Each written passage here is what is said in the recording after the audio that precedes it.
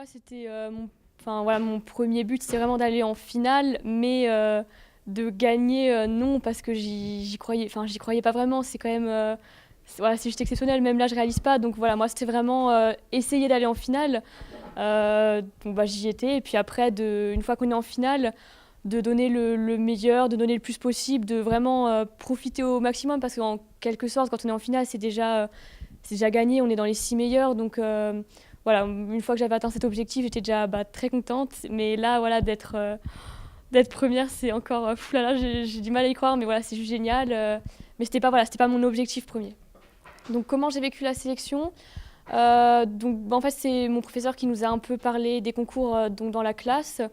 Et voilà, il m'a proposé de faire le concours, donc vraiment de bosser là-dessus pour, quand on avait fait la sélection dans la classe, d'essayer voilà, de tirer un peu mon épingle du jeu.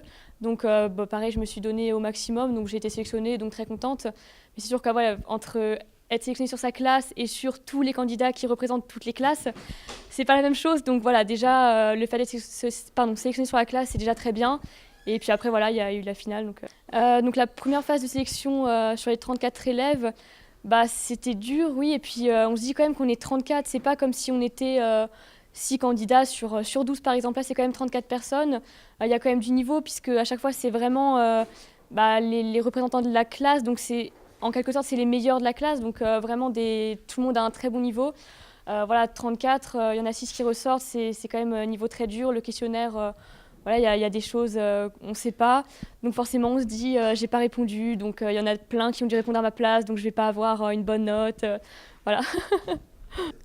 L'atelier où je me suis sentie plus à l'aise, c'est le premier. Parce que voilà, le fait de parler de vins qu'on connaît, de vins qu'on aime, d'expliquer le travail de vignerons qui nous sont chers, c'est juste vraiment bien, parce qu'on sait vraiment en parler. Le menu également, on l'a dégusté hier, donc pareil, pour en parler, c'est vraiment génial, parce qu'on peut voilà, jouer sur ses notes d'accord, faire des petits liens qu'on ne pourrait pas forcément faire si on parlait de vins qu'on ne connaît pas, de plats qu'on n'a pas goûté. Et puis voilà, c'est vraiment donner du plaisir aux gens qui sont là, se faire plaisir aussi à soi, parce que c'est la finale, il faut tout donner. Donc voilà, moi, vraiment, premier atelier, j'ai pris vraiment de plaisir.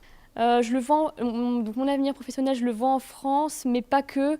C'est sûr, voilà, pour la France, le vignoble français, c'est quand même exceptionnel, on peut le dire, mais j'ai vraiment envie d'aller m'enrichir de tous les vignobles du monde. Voilà, les différents styles de viticulture, les différents cépages qu'on n'a pas chez nous. Donc je dirais un peu les deux, voilà, France et aussi étranger, autant l'un que l'autre.